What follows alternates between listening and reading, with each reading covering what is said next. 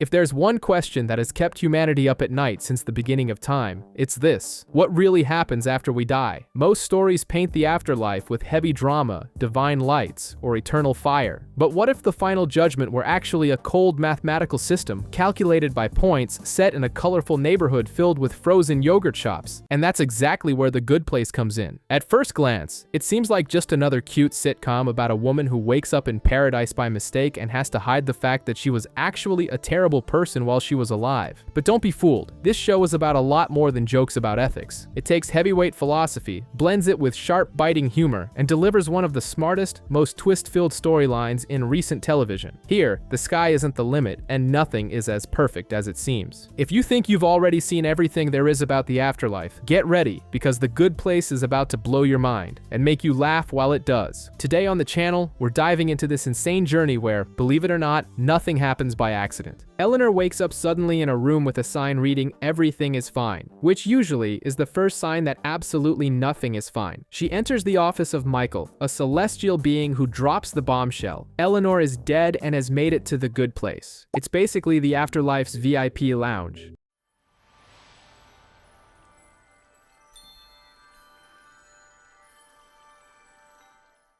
Michael takes her on a tour and plays an orientation video. The system works like a video game leaderboard or an ultra-strict credit score. Every action on Earth earned positive or negative points. Only those with a record-breaking score get in. According to the files, Eleanor was an incredible human rights lawyer who saved the innocent. To top it off, everyone has a soulmate assigned by the system. After being shown her fully personalized house, she meets her soulmate, Chidi, an ethics and philosophy professor from Senegal. As soon as Michael leaves, Eleanor spills the beans to Chidi. There's been a massive glitch. In real life, she sold fake medicine to the elderly and was a selfish person who never did a single altruistic thing. Tell me about the day before you died. What do you remember? Hi there. Do you have a second to talk about the environment? Do you have a second to eat my farts? Don't remember anything specific. Oh. Michael introduces the neighbors: Tahani, a wealthy, perfect British socialite who lives for charity, and John Yu, her soulmate, a Buddhist monk under an eternal vow of silence. There's also Janet, an AI that functions like an Alexa or Siri with godlike powers, capable of materializing anything on command. At a fancy gala at Tahani's mansion, Chidi has an ethical meltdown over whether or not to rat Eleanor out, while she gets hammered on booze and shrimp. He takes her home where she admits he's a good person, unlike her. But the next morning, the neighborhood wakes up in chaos. Giant monsters and other bizarre occurrences, literal representations of Eleanor's insults, are destroying everything.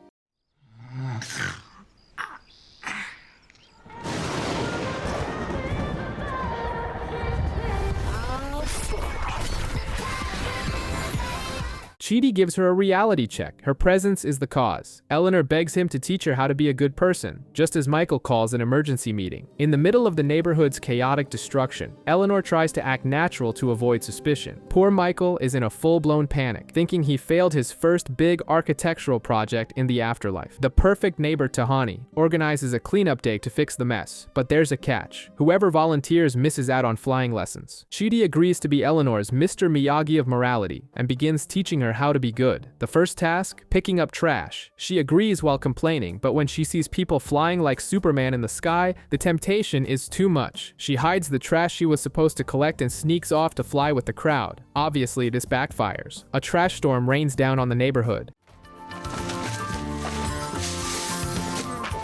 Janet, I'm finished with cleanup and I'm ready to fly. It's raining garbage. Run! Chidi loses faith in his student. We learn this is Eleanor's MO. On Earth, she spent her life dodging responsibility, like when she'd refused to be the designated driver for her drunk friends just so she could drink too. That night, guilt finally kicks in. Eleanor decides to clean up the entire neighborhood's mess by herself. Chidi sees the genuine effort and decides to continue the ethics lessons. It seemed like things were calming down, but someone slides a mysterious note under Eleanor's door. "You don't belong in the good place." Total panic. Someone else knows her secret, and the walls are closing in.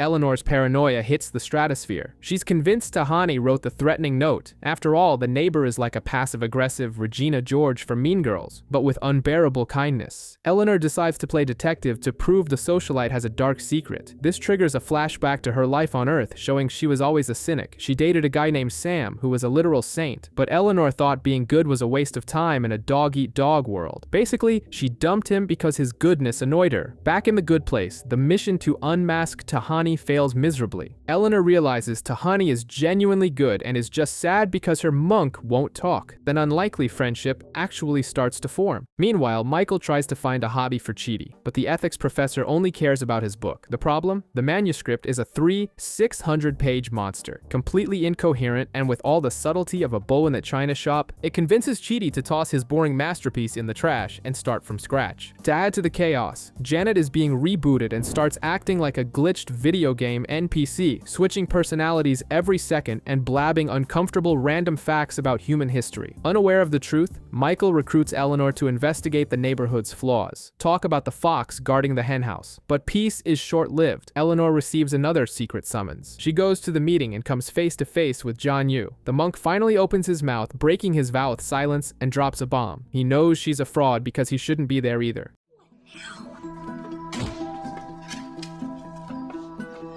I've been waiting for you. Jianyu? You talk now?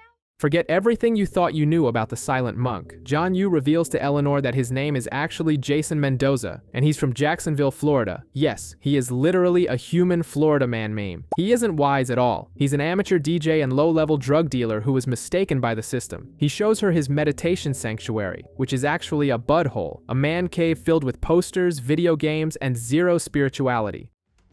This is my butthole. It's just like a hole where me and my buds can hang. 13-year-old boy. Thanks. Janet helped me get all this stuff.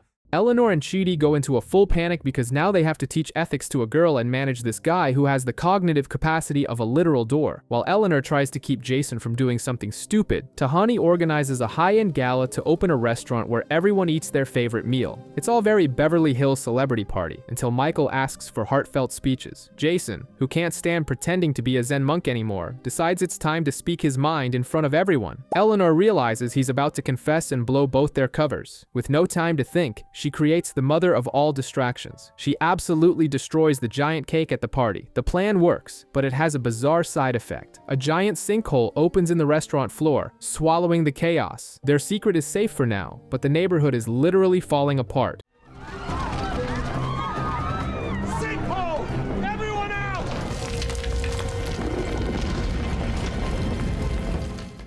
And that hole in the ground looks like it's going to grow faster than credit card debt. Eleanor decides to be nice for 5 seconds, letting a guy go ahead of her in the frozen yogurt line, and acts like she deserves a Nobel Peace Prize. She runs to brag to Chidi, but realizes her kindness was so shallow, she didn't even bring him the yogurt she promised. Meanwhile, Jason continues to prove that Florida is a parallel universe. During ethics class, he explains how he framed his dad's girlfriend, the legendary Donkey Doug, just to keep a member of his dance crew. Priorities, right? The situation in the neighborhood worsens as the sinkhole begins to grow. Tahani, snooping where she shouldn't, discovers her good place score is incredibly low. She hits a massive wave of insecurity, the kind that comes from growing up in the shadow of a perfect sister like Camila.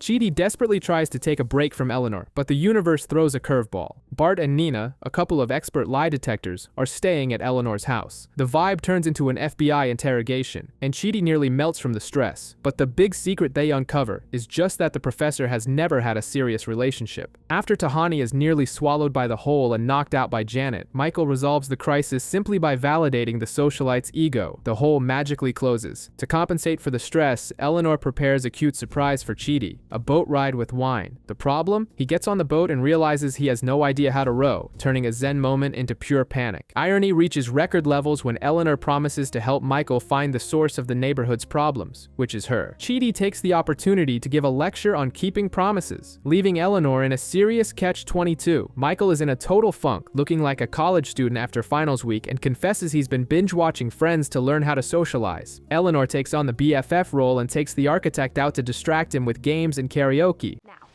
what should we do first?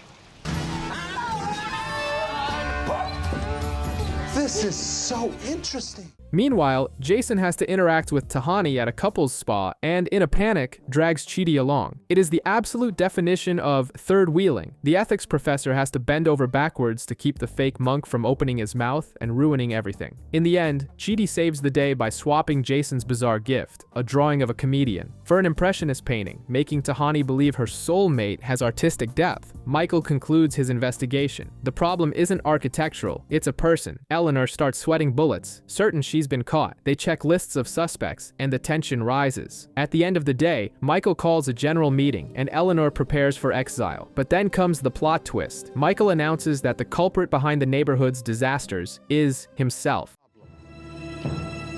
It's me. The architect decides he's going to leave forever, leaving Eleanor relieved that she wasn't caught, but shocked by her friend's drastic decision. Eleanor feels like she just won the lottery without even buying a ticket. Michael is convinced he is the problem, and his decision to leave means she no longer has to worry about being found out. It's a win-win, but Chidi can't accept a victory based on lies. Eleanor's joy is short-lived. They discover that an eternal architect's retirement doesn't involve playing golf in Florida. Michael's destination is something called the Eternal Shriek. It's basically infinite torture that would make Hellraiser look like a trip to Disneyland. Eleanor realizes she can't let her friend suffer eternally and comes up with a drastic plan to keep him in the neighborhood. The solution involves a heavy sacrifice, murdering Janet. The logic is that killing her would force a system reboot and prevent Michael's departure. Chidi goes into a tailspin. He promised to help Eleanor, but killing an AI assistant goes against every principle he has, even if she isn't human. The professor gets stuck in a guilt cycle, remembering a tiny lie he told on Earth. He suffered immensely over something small, and now he's about to commit robicide. The moral tension is massive, but they decide that saving Michael's skin is worth the price. Whoa, what happened to Janet? She's dead. The tables have turned completely. Eleanor has admitted she's the fraud to stop Michael from leaving, leaving the architect more confused than John Travolta in that Pulp Fiction meme. No one in the good place has ever dealt with a mistake of this magnitude. To make matters worse, Janet is offline, rebooting after being murdered in the last episode. Without his omniscient Alexa, Michael is in the dark and can't access Eleanor's files. His solution? Play Law and Order and interrogate the fake residents' closest friends, Tahani, John Yu, and Chidi. The situation spirals when Eleanor discovers Michael is using a lie detector. This is a logistical nightmare. If Jason sits in that chair, his Buddhist monk disguise is gone in 2 seconds, and Chidi is sweating bullets because the detector might reveal that he was technically the one who killed Janet. Eleanor races against the clock to warn the gang. What was supposed to be just an investigation into her identity threatens to bring down the entire house of cards they've built. If Jason is unmasked, or if Chidi is caught as the AI assassin, the whole group goes down together. Michael decides to fight for Eleanor, but him negotiating with demons is like Bambi trying to intimidate Godzilla. He simply doesn't have a mean bone in his body. Because of this, he recruits Tahani for support, since she loves feeling important at social events, even if the event is a negotiation with hell. Meanwhile, the most bizarre double date in history unfolds. On one side, real Eleanor is enjoying the magnificent food of the good place alongside Chidi. On the other, our Eleanor is stuck with Trevor and his crew from the bad place. Trevor is basically the worst Tinder match imaginable, giving her a preview of the toxic nightmare that awaits if she's deported. The vibe gets heavy because real Eleanor and Chidi have perfect chemistry. They look like actual soulmates, which leaves our protagonist with a mix of basic jealousy and guilt. It's Chidi comparing his problem student with the straight-A student. In parallel, Jason, still trying to maintain his silent monk act, finally finds someone he truly identifies with. Janet. It's the beginning of an unlikely friendship between a fake Buddhist and the afterlife Siri, as she's the only one who treats him well without judging his total lack of intelligence. Okay. The John Yu mask falls faster than a canceled celebrity on Twitter. Tahani presses him, and he finally confesses. He's no monk, he's Jason Mendoza, an amateur DJ from Florida. Basically, he's the human definition of a Florida man meme, with zero common sense and negative intelligence. He admits he's a functional failure, but wants to stay in paradise. While Michael tries to build a legal defense for Eleanor to fool the judge, Chidi completely freezes up. We discover his indecisiveness isn't a quirk, it's pathological. The guy panics choosing between a pen and a pencil. pencil. In a tragicomic flashback, we find out how he died. An air conditioning unit fell on his head while he stood on the sidewalk, unable to decide which bar to enter. A death worthy of a Wile E. Coyote cartoon. In the midst of this chaos, Eleanor realizes she's in love with Chidi. She opens up to him, but Tahani barges in, thinking the ethics professor loves her because of a misunderstanding over a gift Jason gave her. Chidi, forced to choose between two women, short circuits and runs away. Jason, lonely and lost, realizes he loves the only person who understands him, Janet, and in an absurd plot twist, they decide to get married in 10 minutes. Jason and I are getting married in 10 minutes, and you're invited.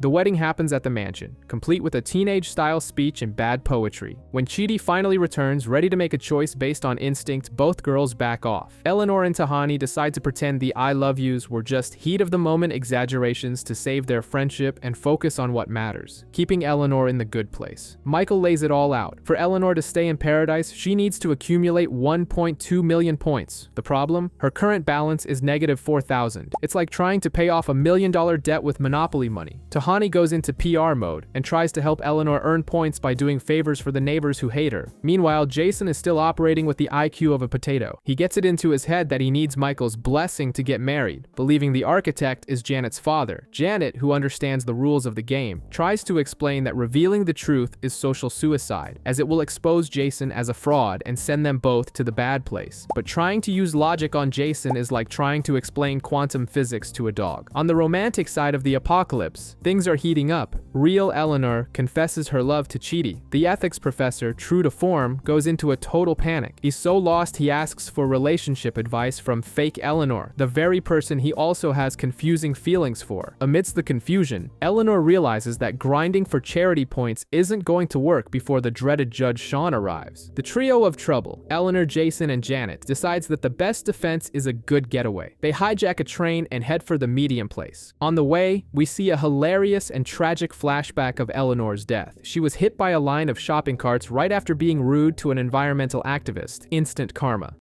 Excuse me, why am I like this? You don't know me, dude.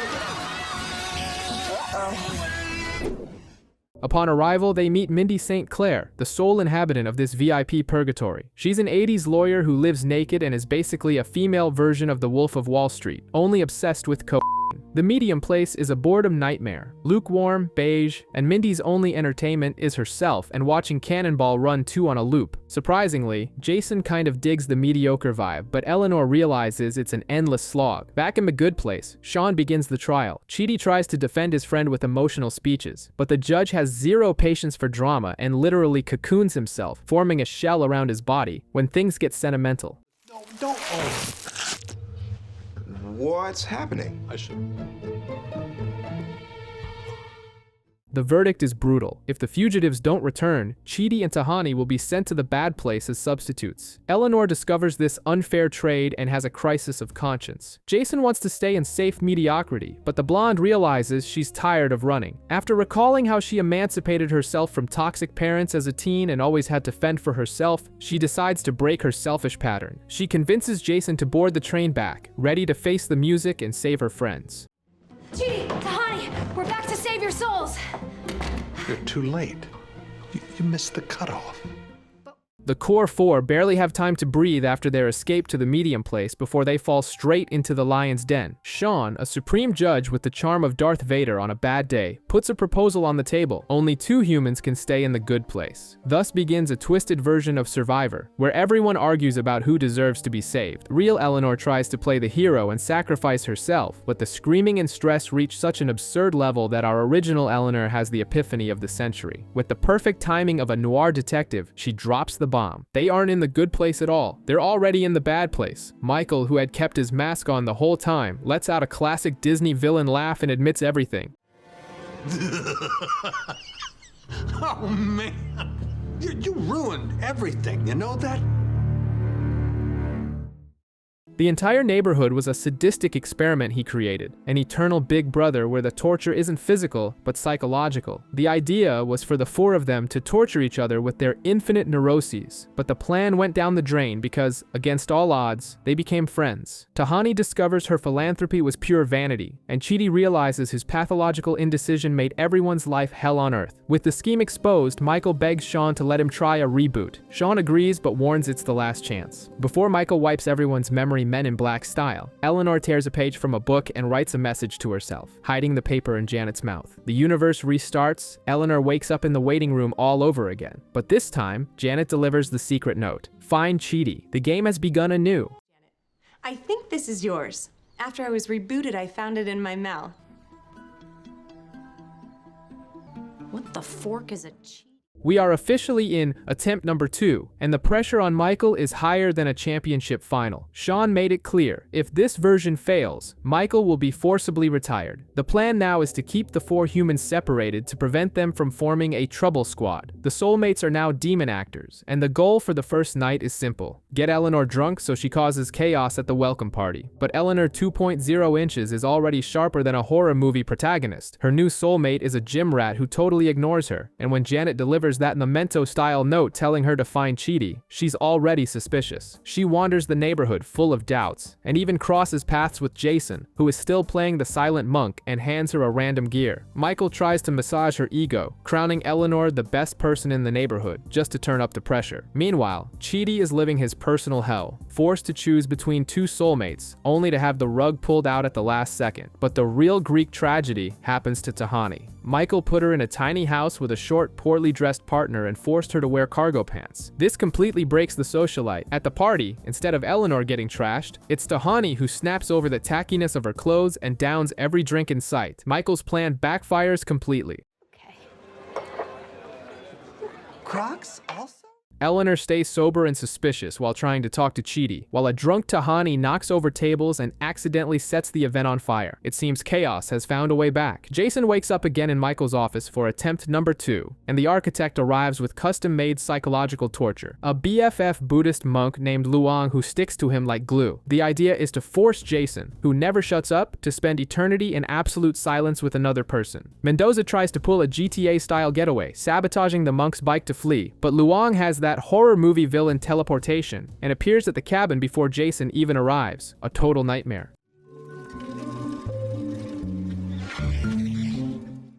At the neighborhood party, the menu includes yak milk, which tastes like sewage, but they have to pretend to love it. In the middle of the mess, Chidi realizes the mysterious note was torn from one of his books, which tips him off that they've met before. Things go south for good when everyone converges at Eleanor's house. Jason finally snaps and screams that he misses his homie Pillboy in Jacksonville. Seeing the chaos and putting the pieces together, Eleanor figures it out in no time. They aren't in the good place. She exposes the sham right to Michael's face. The demon is frustrated, admits defeat, and with a Thanos-style snap, restarts everything. But first, he makes a call to his boss, Sean, and flat out lies, saying attempt number 2 is a roaring success, hiding the fact that he just reset the system for the 3rd time. Smooth as silk. Everything's great. Oh. Welcome to the Reboot Festival. Michael enters a vicious cycle of rage quitting, restarting the neighborhood hundreds of times. No matter the scenario or the swapped soulmates, Eleanor always figures out the truth. The low point of Michael's humiliation is attempt number 649, when even Jason, yes, Jason, figures it out on his own. I think we're in the bad place. Jason figured it out? By attempt number 802, things get ugly. The demon extras go on strike. Vicky, tired of being a supporting player, demands to be the star of the show, or she'll tell Sean that Michael lost control centuries ago. Meanwhile, Eleanor and Chidi take a walk and end up finding the backstage of the park. They see demons out of costume, including a lava monster named Todd, complaining about the boss. It's a Truman Show meets Westworld vibe. Michael really screwed this up. The regular bad place was fine. Yeah, obviously I have a light. Realizing they've been tortured and mind-wiped over 800 times, they flee with Janet to the medium place. There, Mindy St. Clair receives the gang with boredom, as it's the 16th time they've shown up. When Eleanor starts complaining about Chidi, Mindy plays a VHS tape from a previous version where the two of them were in bed, confessing eternal love. Current Eleanor is shocked to see she's already loved the ethics professor. Back in the neighborhood, Michael is cornered by Vicky's blackmail. He hears an absurd story from Jason about a dance crew fight and slashed tires and has an epiphany. Tahani. He goes to the 4 humans and drops an unthinkable proposal. He wants to form an alliance with his victims. If you can't beat him, join him. Michael puts his cards on the table and proposes the most bizarre alliance in history. Demon and humans united against the system. The plan is simple but risky. He restarts the neighborhood, fakes their mind wipe, and everyone pretends nothing happened. If they refuse, Vicky takes over, rats Michael out. He gets retired, red, burned eternally, and the humans go to the classic bad place for medieval torture. Chidi accepts instantly, admitting his ethics thesis on Earth was a total failure. Jason, being the misunderstood genius he is, agrees just because he likes Michael's bow tie. Tahani, however, is a problem. The socialite refuses to believe she belongs in the bad place. Michael, losing patience, rolls the videotape of her death, crushed by a golden statue of her sister Camila while trying to pull it down in a jealous rage. A death worthy of Wile E. Coyote. With her ego shattered, she accepts.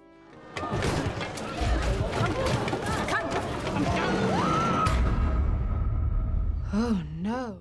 Eleanor still thinks about fleeing to Mindy's medium place, but Michael plays dirty and reminds her that Chidi never denied her help, even when he didn't know who she was. Guilt kicks in and she joins the team, but with a Breakfast Club style condition. Michael has to join Chidi's ethics classes. The demon agrees, somewhat reluctantly. The reboot happens. Vicky takes over as the new mayor, thinking she's a star, and Team Cockroach meets in secret, now with Janet programmed as an accomplice, since her happiness depends on helping the only real humans there. Ethics classes are a disaster because Michael is immortal and doesn't understand the concepts of consequence or mortality. Chidi, tired of this barrier, decides to explain what it would be like if Michael were actually retired. The end of existence. Eternal darkness. The reality check is so strong that Michael freezes like Windows 95 on a blue screen. He spirals into a heavy existential crisis.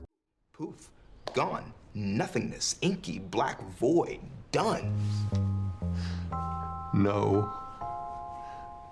Me? Eleanor tries to fix the situation by telling Michael to do what she does best, bottle up his feelings and pretend everything is fine. She recalls childhood traumas, like a mother who didn't even care when the family dog died, to justify her emotional block. But the advice backfires. Instead of chilling out, Michael converts his anguish into a stereotypical midlife crisis. He shows up in a tacky suit, an earring, driving a red convertible, and using Janet as his trophy wife. It's basically an infernal episode of Keeping Up with the Kardashians.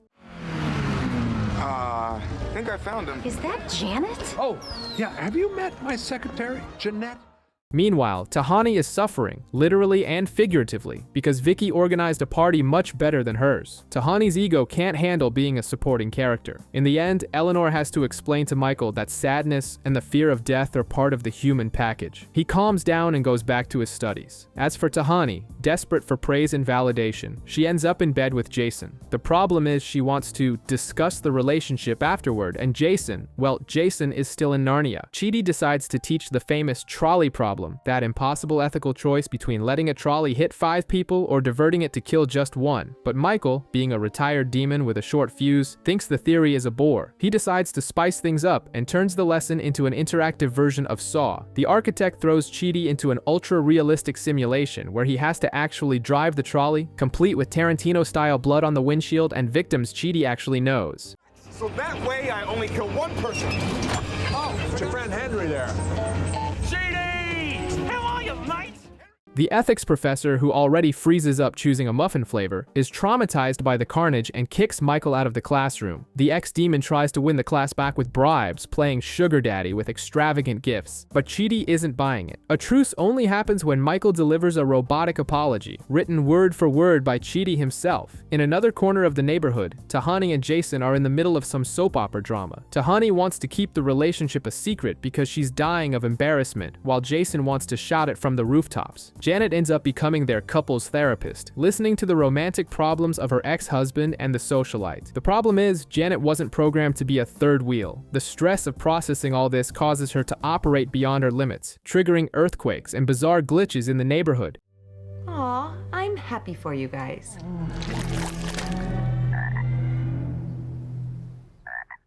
She warns Michael, if it stays like this, their reality will collapse. We discover that, in the past, Michael stole Janet from a cosmic warehouse, Mission Impossible style, to build the neighborhood. In the present, he has to fix his friend before the whole system goes up in smoke. And he has to do it in secret while Vicky is busy torturing Chidi with giant needles in another room. Michael assumes Janet's bugs are his fault because of his lies about the fake good place. But during the diagnostic, he realizes the problem is much deeper. The world shakes every time Janet tries to be supportive of Tahani and Jason's relationship. The verdict is straight out of a country song. Janet is lying to herself because she's still in love with Jason. The AI's logical solution is to trigger self-destruction, a radical hard drive format. But Michael, showing he's getting soft, refuses to kill his partner in crime. Not knowing how to deal with feelings, they call Eleanor. The expert in bad relationships gives the golden tip: get a rebound to forget the ex. Janet takes this literally, and using her divine powers, creates a boyfriend from scratch. Enter Derek, a guy with the mentality of a 5-year-old, hyperactive, and with the attention span of a goldfish. He's basically the male version of the Weird Science from Weird Science, but everything went wrong. This is my new rebound boyfriend, Derek. I made him.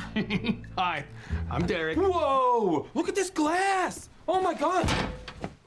Eleanor's mind is racing after watching the tape Mindy recorded, where she and Chidi confess their eternal love in a past reboot. It's like finding out you sent that super emotional drunk text, but in a previous life. However, there's no time for an existential crisis right now, because Janet's son, Derek, is a walking security risk. Michael and Eleanor want to whacking the guy, mob style, but Chidi flips into ethics professor mode and claims it's wrong. The focus must be on stopping a bigger catastrophe, the surprise wedding between Tahani and Jason. Yes, the two geniuses decided to tie the knot. Our ethical suicide squad crashes the ceremony to stir up trouble, instigating a jealous spat between Jason and Derek. Once the chaos is settled, Janet takes a drastic measure. She reabsorbs Derek's essence and stores his body in the void. It's basically hitting Control Z on the poor guy's existence, but necessary to save everyone's skin.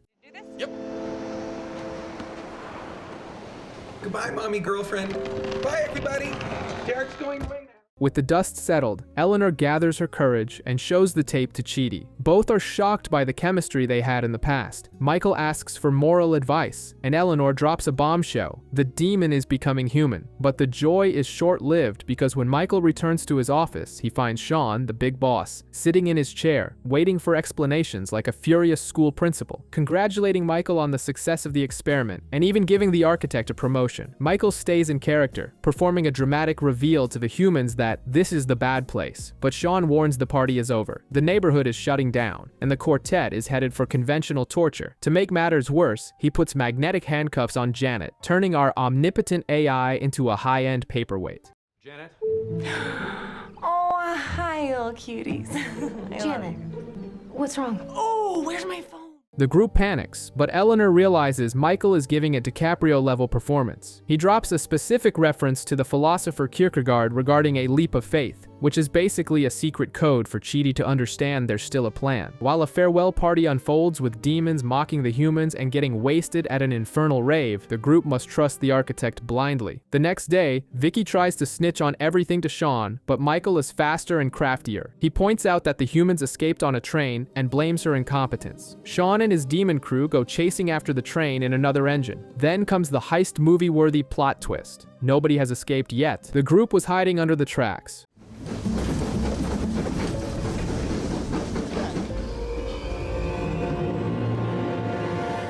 The decoy train was driven by Derek, briefly resurrected for the suicide mission. With the neighborhood empty and the bosses away, the path is finally clear for them to try and escape to the real good place. With the neighborhood completely empty after the train ruse, Michael gathers the troops for the final phase of the escape. The goal is to build a special transport vehicle. Imagine a sci-fi magic carriage to take everyone directly to the real good place. But since nothing in the afterlife is easy, there's a cruel catch in the transport security system. To board, the machine performs a full scan and requires each passenger to be at that exact moment the best version of themselves. It's like a picky bouncer at an exclusive New York nightclub judging your outfit, except here, he's judging your spiritual evolution. This sparks instant widespread panic because they have to resolve their traumas and flaws in record time, or the system will simply bar their entry.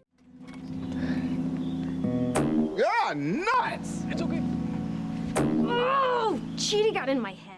They face a heavy moral dilemma worthy of Chidi's textbooks. Do they try to hack their collective evolution by faking it, or do they accept leaving anyone who fails behind? All this must be decided as the clock ticks down because Sean isn't stupid. Eventually, he'll realize the train he chased was just a decoy, and will come back fuming. The group needs to align their chakras and undergo express shock therapy before the demon boss finds them and cancels everyone's existence. The crew travels toward the Bad Place headquarters, the most dangerous place possible for 4 living humans and a traitorous demon. Michael's plan is to infiltrate everyone inside to find the only portal leading to the judge, the supreme authority who can hear their case and perhaps grant them entry into paradise. However, to pass through the security turnstiles, they need specific credentials, pendants that act as access keys. Michael already has his as a senior manager, and Janet is a system VIP, but the humans need to go undercover. Thus begins a Mission Impossible style operation, with Janet providing disguises for everyone. This is where the group dynamic shines. Eleanor, Tahani, and Jason, masters of the art of the hustle and lying, step into their demon roles with ease, and even enjoy the theatrics. Meanwhile, Chidi, who gets a stomachache at the mere thought of telling a white lie, and Janet, who is programmed for absolute truth, look like 2 amateurs about to blow the whole thing. To heighten the tension, the hideout Michael swore was deserted turns out to be quite busy, forcing everyone to improvise so they aren't recognized by acquaintances from the old neighborhood. And the plan to snag 4 extra pendants? It goes completely south. The architect fumbles, the scheme fails, and now they are trapped in the heart of enemy territory without exit keys, depending on Chidi's acting skills, which, let's face it, is a recipe for total disaster.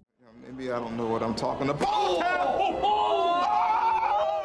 The squad finally reaches the chambers of the judge, who goes by the nickname General Curiously. The supreme entity of the universe is addicted to binge-watching TV shows, basically a dream job for many. Bored from a lack of cases, she decides to test the group. If one fails, everyone goes down the drain straight to the bad place. The pressure is World Cup final level. Jason is the first to strike out. His test was simply to listen to instructions in a room with a video game running a Jacksonville Jaguars match. Guess what? The guy doesn't even wait for the tutorial to end. He sits down and starts playing. Failed on impulse control in record time. Tahani faces a hallway full of doors with people gossiping about her. She handles the celebrity critiques, but when she reaches her parents' door, her need for approval takes over. She goes in. Here she's a disappointment compared to her sister, and fails miserably. On the other side, Eleanor receives a tempting offer. She and Chidi passed, but the others didn't. A fate Chidi suggests abandoning their friends, but Eleanor instantly realizes that isn't her indecisive ethics professor. She refuses the offer and passes the real test.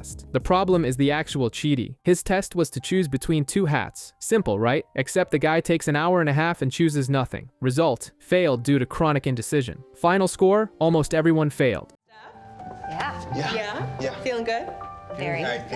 You're all going to the bad place. Meanwhile, at Enemy HQ, Sean traps Michael in a room with no fun, just a stack of the New Yorker magazines. The ultimate intellectual torture. When he orders Bad Janet to let out a celebratory fart, the plot twist hits. It was our Janet in disguise. She pummels the demon boss and escapes with Michael straight to the judge's chambers, arriving at the very last second before the final sentencing. Hear something? Oh! The vibe is one of total farewell. With the sentence nearly handed down, Chidi finally works up the nerve and gives Eleanor a cinematic kiss, proving the end of the world is a great romantic motivator. But Michael, playing the most desperate defense attorney in history, interrupts the moment. He argues to Judge Jen that the system is broken and that humans can indeed evolve. The judge counters that they only improved because they wanted the prize of the good place, like children behaving right before Christmas. After a long philosophical discussion that would give Socrates a headache, Michael proposes a third option. Before anyone understands what's happening, the judge snaps her fingers Thanos style, and reality shifts completely. Cut to Earth. Eleanor is alive. That truck accident was prevented by a mysterious little nudge. Please explain to me what the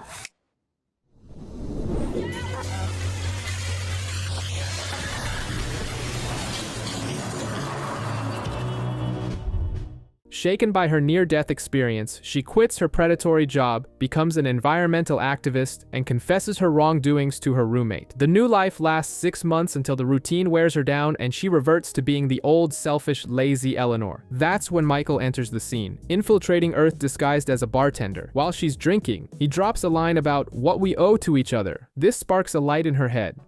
What do we owe to each other? What? Good luck. She runs to Google and finds an online lecture by none other than Chidi. Inspired, she buys a one-way ticket to Australia to find the professor and try to understand the meaning of life, restarting the cycle, but now in the real world, creating a new timeline. The theory is that the near-death experience would turn everyone into saints, but spoiler alert, it doesn't work. A few months pass, and the gratitude effect wears off. Eleanor returns to her toxic self, and Chidi regresses so far into indecision that a piece of advice he gives causes a friend to fall down the stairs and break his legs. Basically, they're back to square one. Michael, who can't follow rules if his life depended on it, decides to illegally interfere once again, and Chidi, motivated by his own post-accident existential crisis, agrees to help her understand philosophy. The problem is, there's now a third wheel, Simone, a super intelligent neuroscientist. Chidi falls head over heels for her, and Eleanor, surprisingly, plays Cupid instead of getting jealous. Michael nearly has a heart attack thinking this will ruin the plan to unite the soulmates, but he realizes the group's connection is what matters. Now, the mission is even more ambitious, but Eleanor instantly realizes that isn't her indecisive ethics professor. While Sean and his hacker demons try to breach the judge's system to find out what's going on, Michael continues his clandestine tour of Earth to recruit the rest of the gang. Next on the list is Tahani. She actually tried to shed her vanity at a Buddhist monastery, but her ego got the better of her, and she turned spiritual enlightenment into a best-selling book. Your need for validation from others.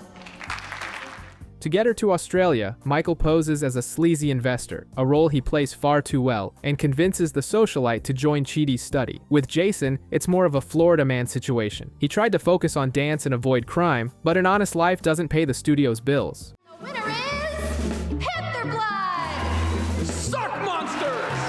Nobody. All teams are disqualified due to violence. Michael shows up disguised as a talent scout, but finds Jason in a reflective mood, wanting to find a higher purpose in life. In other words, it was easy to convince the guy to travel. Finally, the whole gang is reunited in Australia for the collaborative study on near-death experiences. The vibe seems perfect, like the start of a happy season of Friends, until Chidi introduces the fifth participant of the group. Everyone's jaw drops. It's Trevor, the most insufferable demon from the bad place, undercover with a cynical smile to sabotage the experiment from the inside out. Come on in, everyone. This is Trevor. Hey, guys. With Trevor infiltrating the group, the atmosphere turns into a total horror show, Mean Girls style. The demon takes on the role of that unbearable coworker everyone hates, trying his hardest to drive the gang apart. His strategy is simple: divide and conquer. He drags everyone to a hyper-themed American restaurant, like an Applebee's mixed with a patriotic rally, and starts planting seeds of doubt. He gets inside Chidi's head, claiming that being friends with the test subjects will ruin the study's science, and tries to convince Eleanor she's a lost cause. The master plan also involves playing a chaotic Cupid, pushing Jason onto Tahani, hoping the socialite will be disgusted and jump ship. But the plan backfires. Tahani, surprisingly, digs Jason's simple vibe. Maybe she has a soft spot for guys with the emotional depth of a golden retriever. And Chidi? The ethics professor ignores the pressure, tracks Eleanor down at her motel, and reaffirms their friendship, bringing her back to the group. The humans' bond is stronger than Trevor's toxicity. Fine. You did good at talking. I'll come back to class. I'm gonna drive you back. Okay. Seeing the circus is on fire, Judge Jen summons the management to her office. She's livid about the continuous interference, and when Trevor tries to suck up to her, she simply deletes him from existence with a wave of her hand. Goodbye, Trevor. The problem is, she also bans Michael and Janet from Earth. But in an action movie stroke of luck, all the trash Janet tried to summon earlier falls at once, blocking the judge. With a little help from Jeff the doorman, the dynamic duo takes advantage of the chaos and jumps through the portal, fleeing back to Earth as two interdimensional fugitives. Let's go. Right. Good luck, Frogman. Pulling for you.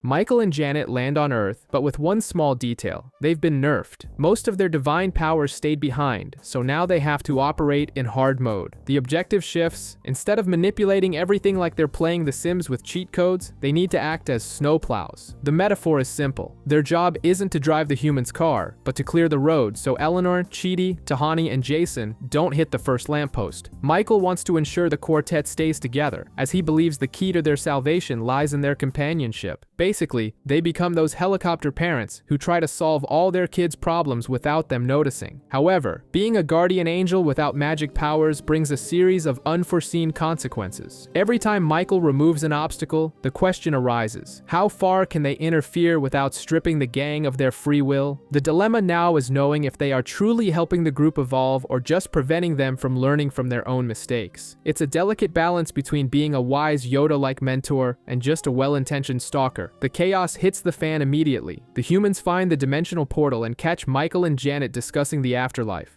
Yo, buddy, you have like 3 seconds to explain this crazy space story. Michael tries his usual stalling, but the lie doesn't hold up, and he's forced to drop the bombshell. The naked truth about the good place and the bad place, and the news is terrible. Since they now know how the point system works, their motivations are tainted. Long story short, they died, lived for 300 years in an alternate timeline, and came back to Earth only to find out they are condemned to hell no matter what they do. Then comes the collective meltdown, and everyone handles the impending doom in their own way. Tahani tries to donate millions anonymously to prove she has virtue, while Jason, in a rare moment of lucidity and depth, explains how having money in his pocket would have kept him from a life of crime. The duo's solution? They get a quickie marriage just so Tahani can pass her money to Jason to distribute randomly. Meanwhile, Chidi completely breaks. The ethics professor turns into a mad nihilist, quoting Nietzsche to a stoner in the park, and eating chili mixed with marshmallow peeps, a culinary atrocity that proves he's given up on life.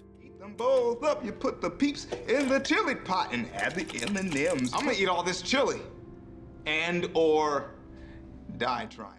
Eleanor tries to revert to her "I love me and screw the rest" mode at a bar, but a little voice in her head makes her return a lost wallet. The owner's gratitude moves her in a way she didn't expect. Eventually it clicks. If their fate is already sealed in the bad place and there's no turning back, they decide to go out doing the right thing. The group reunites, this time not to try and secure their own spot in heaven, but to fight the system and help save other people while they're still on Earth. The team splits up for parallel missions, and Jason returns to his homeland, Jacksonville, the world capital of randomness.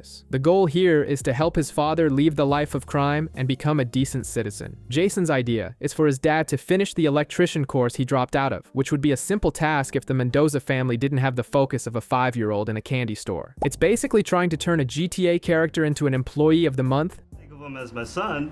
I think of him as my boy.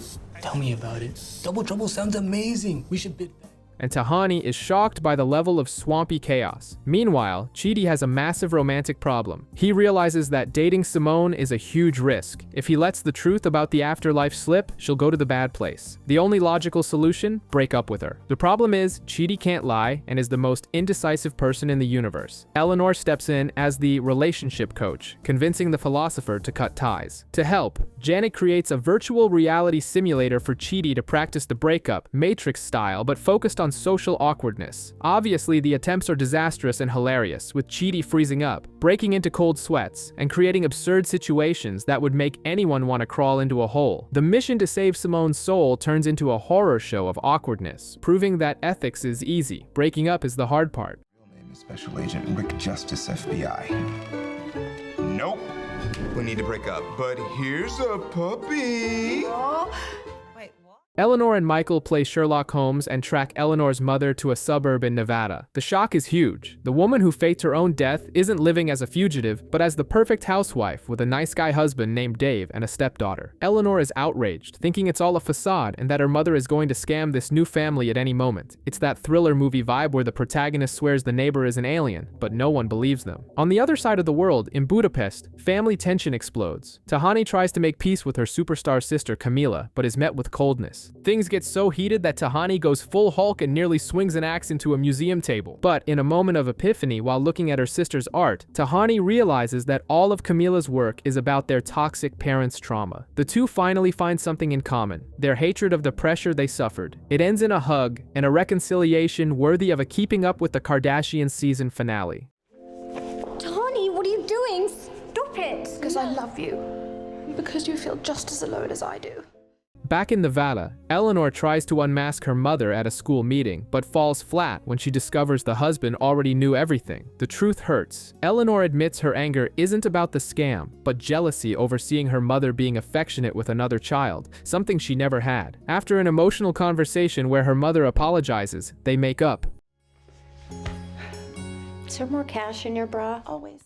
But the real plot twist comes at the end. Michael, trying to console Eleanor about her difficulty connecting with people, drops the bomb that in the other timeline she said, "I love you" to someone, and that someone was Chidi. In Arizona, Eleanor decides she's tired of not knowing what she lost and demands that Michael return her memories with Chidi. The tech for this is a bit of a hack job, and the side effect is bizarre. Her hair fries and her teeth feel loose, looking like a bad makeup test from a B horror movie.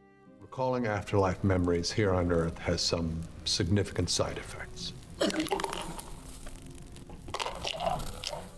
But it works. She starts watching the highlights of her past lives, like a Netflix binge of her own life, among random memories, like Tahani choosing a vain centaur as a pet, basically a My Little Pony version of herself. Eleanor sees the key moment. In one of the reboots, after a spat over magical animals where Chidi chose an aggressive owl, the two had that classic rom-com connection moment. Eleanor sees herself confessing her love and kissing Chidi before they escape on a train. It's sweet, but Michael ruins the mood by mentioning that right after that cinematic kiss, he snapped his fingers and reset everything. This makes Eleanor livid. She enters an existential crisis, bringing up the argument of determinism. Basically, she says none of it was real because Michael manipulated all the variables, so their love was manufactured, like a scripted reality show. The argument ends at a restaurant where Michael, fed up with her stubbornness, proves free will exists in the most mature way possible by throwing a glass of iced tea in her face. Through the thermal shock and public humiliation, Eleanor finally accepts that they have control over their own choices. The group then decides to head to Canada with an ambitious new plan, while Sean builds an illegal door to Earth, bringing the Demon Strike Force right behind them.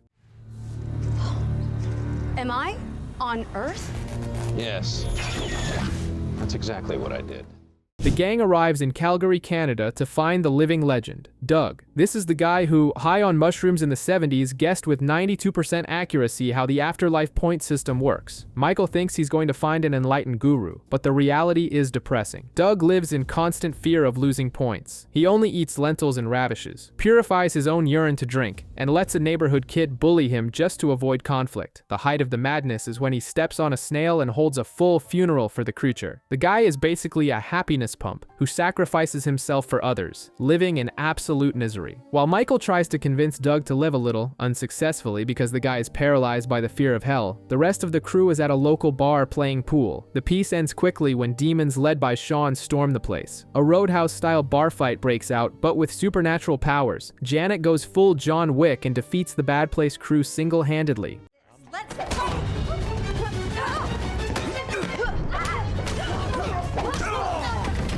Watch out!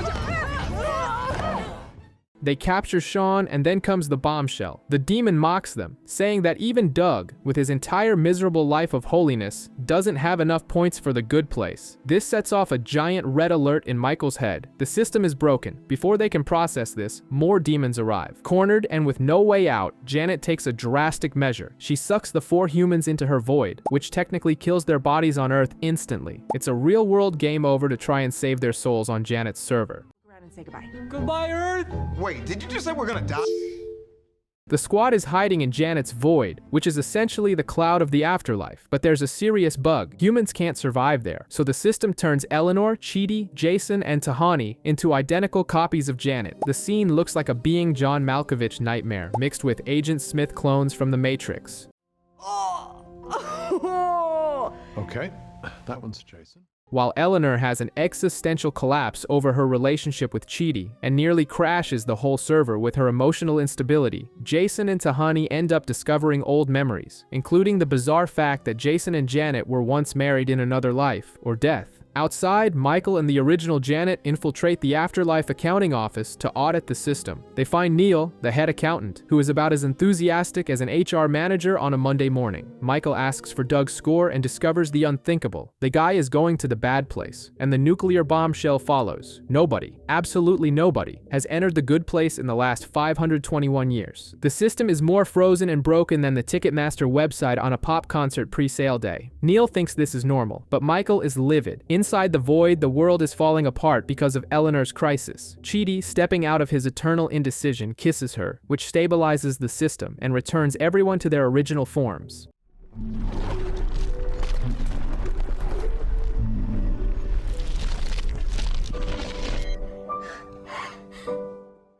They are spat out of the void directly into the accountant's office. Michael steals the Book of Dougs, brushes off the bureaucracy, and shoves the gang into a pneumatic tube straight to the real good place, escaping in true Futurama style.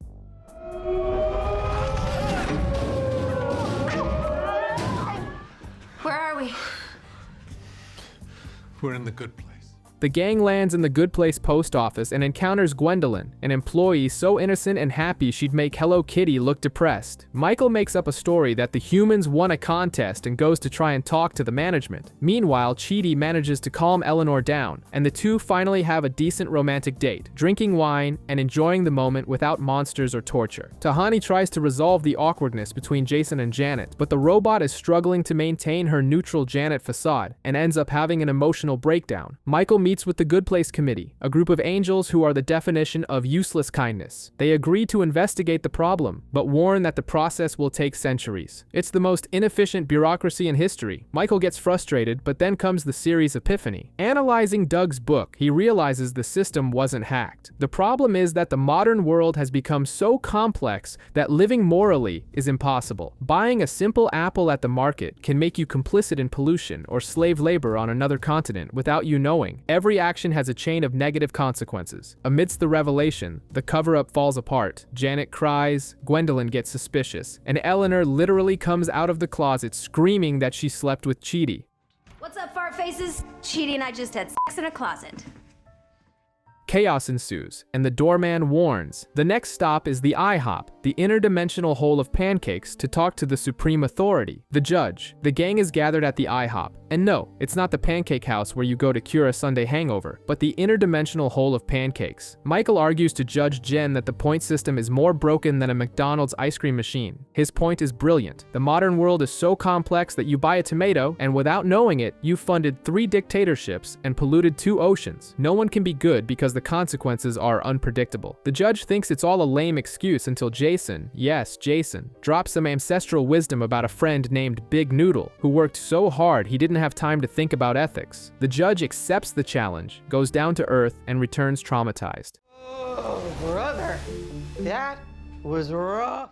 She agrees that living down there is impossible, like trying to beat Dark Souls without dying. They decide to redo the experiment. A new fake neighborhood, 4 new humans, and 1 year to prove that bad people can improve if you take away the complications of modern life. The catch? Sean is the one who picks the candidates. Oh, and the neighborhood will be in Mindy St. Clair's backyard. There, we find Derek, who is undergoing constant updates. Mindy reboots the poor guy all the time out of boredom, and he's turning into a crazy supercomputer. As the experiment is about to begin, Sean calls to engage in some psychological warfare. If it goes wrong, he will torture the humans using suits with Michael's face on them. This causes our favorite demon to totally lock up, having a panic attack right as the first human arrives. The architect has blue screened. That's why I can't do it. It's just too scary. Oh. Hello? With Michael in a fetal position having a nervous breakdown, Eleanor steps up as the leader and takes on the role of architect. She welcomes the first human, John, a professional gossip who seems harmless, until Tahani recognizes the guy. He was the blogger who spent his life destroying hers on Earth, basically a personal Perez Hilton. The gang quickly realizes the bad place's dirty plan. They didn't send random people, they sent the group's worst personal nightmares. To make matters worse, the next human is Simone. Yes, Chidi's neuroscientist ex-girlfriend. Sean is playing dirty at a Game of Thrones level. The judge allows Simone's memory of Chidi to be erased, but the problem is Chidi himself. The ethics professor spirals, knowing he won't be able to act naturally. And Simone? She's convinced the whole thing is a hallucination of her dying brain and treats the good place like a lucid dream. Chidi makes a drastic and painful decision. To avoid ruining the experiment and condemning everyone's souls, he asks Michael to erase his memory. He needs to forget everything, including Eleanor and their romance. It's eternal sunshine of the spotless mind, but without the part where they try to run away. The goodbye is heartbreaking. Michael shows a montage of the couple's best moments, rom-com finale style, and Chidi promises they will find each other again. Bye, Chidi.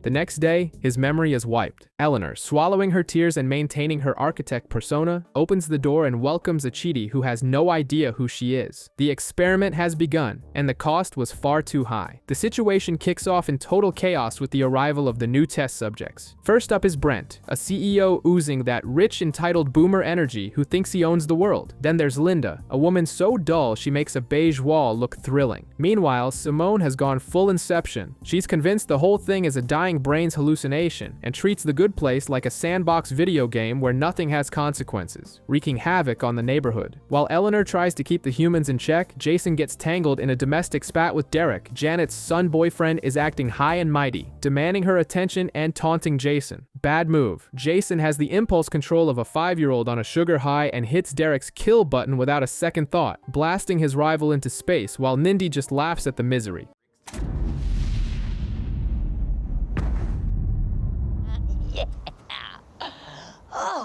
Back at the experiment, Linda is acting way too suspicious. She doesn't want anything. She just wants to skulk in a corner. When Eleanor pushes for a reaction, the mask falls off, literally. Linda starts flying Superman style and starts laying the smackdown on everyone. It's revealed to be Chris, the Jack Demon, in a ridiculous disguise.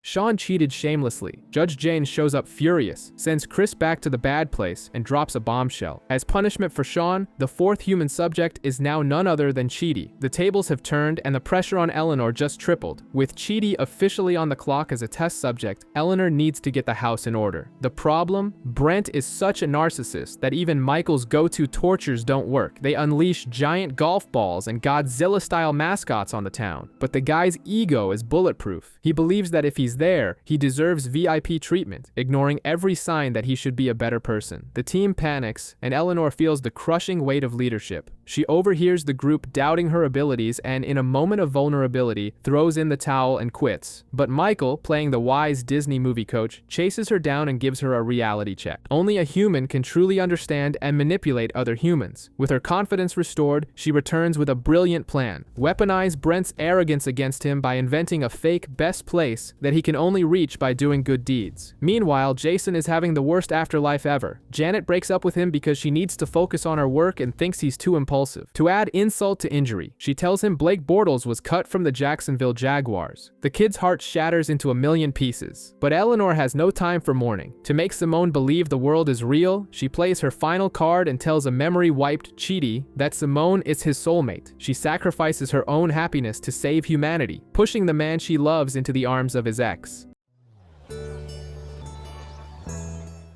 We see Eleanor and Michael planning their next move. Operation Shake Up Chidi. Why? Our favorite ethics professor is way too relaxed. Seriously, he's wearing beach clothes and laughing, which is definitely not very Chidi. He admits he gave up on teaching Brent ethics because the guy is insufferable and won't stop bragging about Princeton. No pressure, no lessons, no salvation for the neighborhood. Eleanor, who knows her ex better than anyone, decides the solution is simple. Turn his life into an anxiety-ridden hellscape. For that, they need the most chaotic secret weapon in the universe, Jason Mendoza. Yes, desperate times call for Molotov cocktail measures. Meanwhile, Tahani is focused on John, the resident gossip columnist. With Janet's help, who's coping with the breakup by binge-watching TV, Tahani sets up a luxury spa day to buy John's goodwill and convince him to return to class. It backfires. He loves the VIP treatment and the tea, but gives a hard no to ethics. Back to the main plan. Eleanor introduces Monk John Yu, Jason in disguise, to Chidi. Once they're alone, Jason drops the bomb. I'm not a monk, and I'm not supposed to be here. Relaxed, Chidi dies instantly, and panicked Chidi is gloriously reborn. His anxiety returns in full force, especially when Jason turns Chidi's office into a party and they're nearly caught by Michael. Things escalate at a neighborhood luau. Michael invents a lava stone ceremony where wishes come true. Jason throws his stone and, boom, a motorcycle with breasts painted on the side appears. To save his friend's cover, Chidi claims the bike is his and rides off in the most awkward way possible. Peak cringe.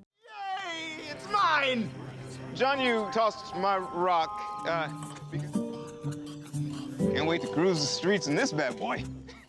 In the office, Eleanor confesses to Michael that she enjoyed torturing Chidi a bit too much because she's still hurt that he abandoned her, even though it was necessary. But now that Chidi is a nervous wreck, the plan worked. He decides the only way to stop Jason from ruining everything is by teaching him ethics. Professor Chidi is back in the game. Everything seems to be falling into place until a mysterious hooded figure arrives in the desert, signaling trouble for the next episode.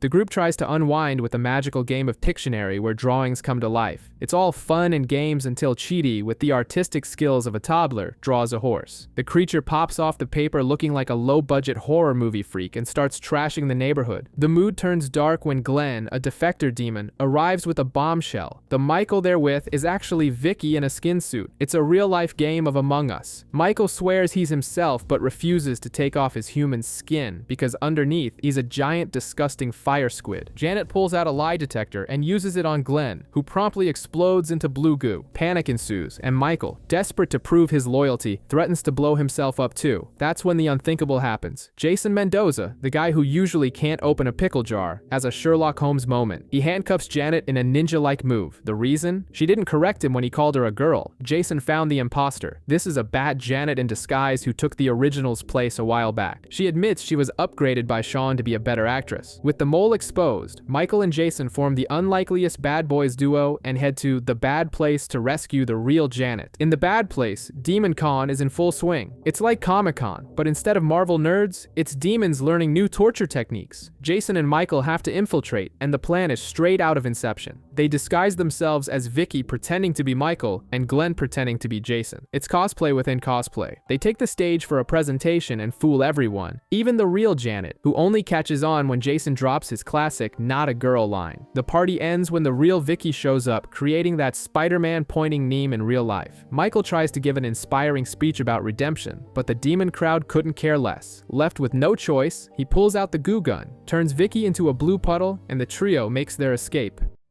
You're home. Oh, come on! Stop applauding them, they're getting away! I swear the production... On the way back, it's time for a gossip update. Janet confirms the worst for Jason. Blake Bortles was indeed cut by the Jags. Jason is devastated but briefly perks up when he hears he was replaced by Nick, a Super Bowl champ. The joy is short-lived. Janet informs him that Nick broke his clavicle and is out for the season. Jason's heart breaks faster than Derek, who is left in charge of the neighborhood and is having a total meltdown trying to manage the baby Janets. Michael enters Janet's void to have a Silence of the Lambs style chat with the captured bad Janet. He tries to teach her a lesson by recapping the latest neighborhood drama where Brent's ego has hit stratospheric levels. Brent has written a mystery novel so bad it makes 50 Shades of Grey look like Shakespeare. He's convinced it's the next New York Times bestseller, but the book is a dumpster fire of offensive cliches and characters that are obvious caricatures of his neighbors. Simone and Eleanor are desperate, walking on eggshells to avoid undoing the tiny progress they've made with him. Meanwhile, there's a breaking news moment. John catches Jason dancing and realizes the silent monk is actually just a kid from Florida. Surprisingly, the afterlife's biggest gossip decides to keep the secret, proving that even celebrity bloggers have a heart. The bomb drops at Brent's book signing. Tahani and Simone reach their breaking point and trash the book, calling it racist and sexist. Brent snaps, insults Simone, and Chidi, yes, the pacifist ethics professor, loses his cool and punches the mogul right in the face. Fuck you! So I'm thinking bagel bites? For the snack? Chaos reigns, but Michael uses this story to show bad Janet that even in the mess, humans try to evolve. He frees the demon and hands her good Janet's manifesto, giving her the Matrix red pill to choose her own destiny. It's the final day of the experiment, and the tension is higher than a ticking bomb in an action movie. Simone goes full Sherlock Holmes and starts figuring out that the whole thing is a lab and they are the rats. The House of Cards collapses. Jason reveals he's no monk, secrets are spilled, and the group finds the subject's scoreboards, confirming Simone's theory. In a Hail Mary move, Michael creates a giant sinkhole and lets Brent fall in. The plan is simple. Hope Team Spirit kicks in and the other three save the jerk. But reality is harsh. Simone and John basically say good riddance, decide Brent isn't worth the effort, and bail. Only Chidi, with his unshakable moral compass, stays behind to pull Brent out. With the experiment circling the drain, Chidi concludes that they are already in the bad place. Eleanor and Michael lean into the lie for one last bluff to save Brent's soul. They confirm the truth and say they're all going to the real hell. Brent, stubborn as a mule, refuses to believe he isn't the best person in the world. But in the final millisecond before the clock hits 0, he stammers an apology to Chidi. We're left with a massive cliffhanger. Was it enough, or was it too late? I am so sorry. Sorry. Eleanor asked me to bring her this the second the experiment was over. While Judge Jen decides the fate of humanity, the humans are in a waiting room holding fake funerals to pass the time. Because nothing says mental health like staging your own death. The fun ends when the experiment's report card comes out. The good news? Simone, John, and Chidi passed and evolved. The bad news? Brent was a total disaster. But that last-second apology counted as a garbage time goal and convinced Michael the guy is salvageable. The judge reviews the data and agrees. The point system is rigged. Victory. Right, wrong. Jen's solution is pure marble villainy. Instead of fixing it, she decides to hard reset the universe. Earth is cancelled, literally. She's gonna wipe out all of existence and start from scratch. Panic ensues, but before Jen can hit the apocalypse button, Janet steals the device and hides it in her void. A game of cat and mouse begins, and just when Jen thinks she's regained control, the renegade bad Janet appears. She read Michael's manifesto, switched sides, and brought reinforcements. Suddenly, the courtroom turns into the Portal scene from Avengers Endgame, with an army of Janets, good, bad, neutral, and even Disco Janet, arriving to hide the remote. It's all of us. Hi, what up, nerds? What up, partners? What it is? What it is? The judge starts marbling the Janets in a fit of rage. Amidst the interdimensional chaos, Eleanor realizes only one mind can untangle this ethical knot. It's time to wake up Chidi. Michael snaps his fingers and downloads thousands of lifetimes back into Chidi's brain. It's like Neo learning Kung Fu in the Matrix, but instead of combat moves, he gets a massive payload of anxiety, memories, and moral philosophy. We dive into a journey through Chidi's psyche. We find the origin of his indecision. As a child, he saved his parents' marriage with a logical lecture, which convinced him there's a correct answer for everything in the universe. Spoiler, there isn't, and trying to find it just got him dumped by every girlfriend and thesis advisor he ever had. In this whirlwind of recovered memories, he processes the lessons he learned from the Soul Squad. Jason taught him to act on impulse. Tahani showed him that confidence comes after failure, and Eleanor proved that unjust rules were meant to be broken. Michael also appears in a flashback, admitting he invented the soulmate talk to torture them. That real soulmates are built through hard work, not magic destiny. When Chidi finally wakes up in the present, he's different, calm, focused. He asks Janet for the note he wrote to himself before his wipe. The paper doesn't have a complex formula. The message is simple and direct, solving the biggest dilemma of his life. There is no the answer, but Eleanor is the answer.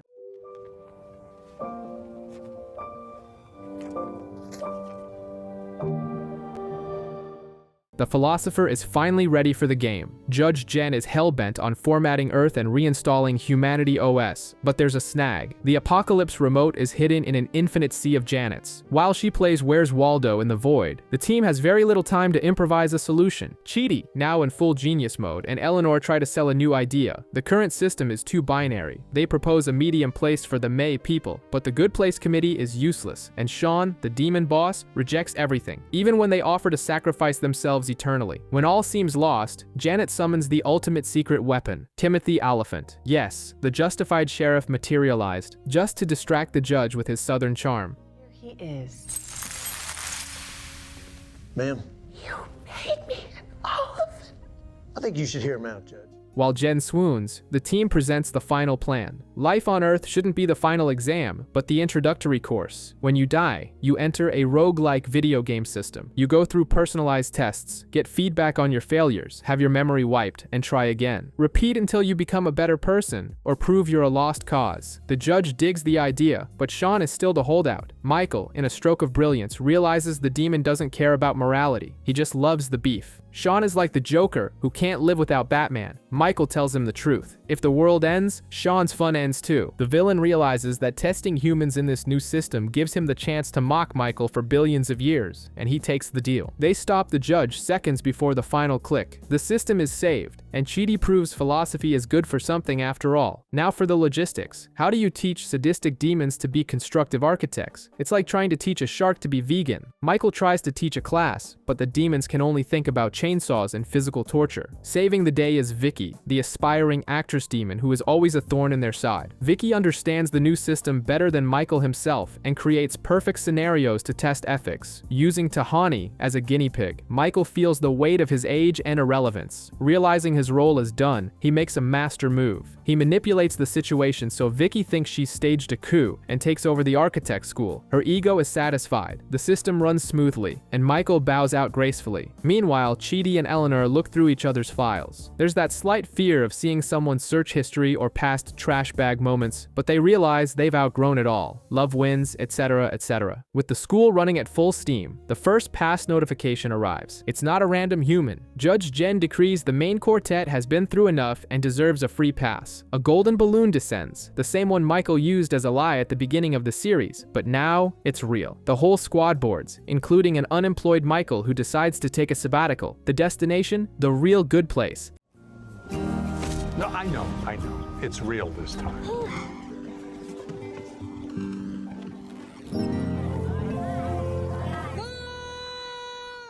Finally, Team Cockroach finally hits the red carpet of the official good place. It's everything promised, perks, parties, and Janet upgrading the system. Chidi, the ultimate nerd, wants to meet the great philosophers, but discovers most of them went to the bad place. The only VIP available is Hypatia of Alexandria, or Patty to her friends. Small problem, Eternity has turned her brilliant mind into mush. Turns out Paradise has a fatal bug, infinite boredom. The residents look like extras from The Walking Dead, just with designer clothes and milkshakes. Having everything you want forever turns your brain to pudding because nothing has meaning anymore. The Good Place Committee realizes they can't fix it, appoints Michael as the new Supreme Chairman, and bails faster than an intern on a Friday at 6 p.m. With the hot potato in their hands, the squad realizes the only thing that gives life value is knowing it ends. The proposed solution? The door. Basically, when you're done enjoying paradise and feel your journey is complete, you walk through this door and your existence ends in peace. It sounds morbid, but the crowd of bored zombies cheers. With the existential crisis solved, everyone gets their dream home to enjoy eternity, for as long as they want. The system runs smoothly for ages. The first to feel he has completed the game is Jason. After thousands of tries, he plays the perfect game of Madden NFL with the Jaguars. Technically the biggest miracle of the series. He throws a legendary farewell party, says goodbye to Janet, and walks into the forest toward the final door. Tahani takes a different path. She learns every skill imaginable, MacGyver style, and finally reconciles her toxic relationship with her parents and sister. At peace, she decides not to leave but to become an architect, starting as an intern. Then Chidi feels his time has come. Eleanor tries to hold on, taking him to Athens and Paris, but realizes that to love is to let go. Their goodbye is heartbreaking, and Chidi walks through the archway.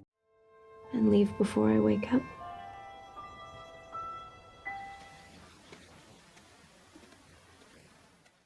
Right after, Jason jumps from behind a tree. The guy waited ages in total silence, honoring his original Monk John Yu cover, just to return a lost necklace to Janet before following Chidi. Before she goes, Eleanor ensures Mindy St. Clair enters the system and convinces the judge to grant Michael's dream. Becoming a real boy, like a senior citizen Pinocchio, he goes down to earth to live the mundane joys of having keys and bills to pay. Finally complete, Eleanor walks through the door and dissolves into particles of light. One of those sparks falls to earth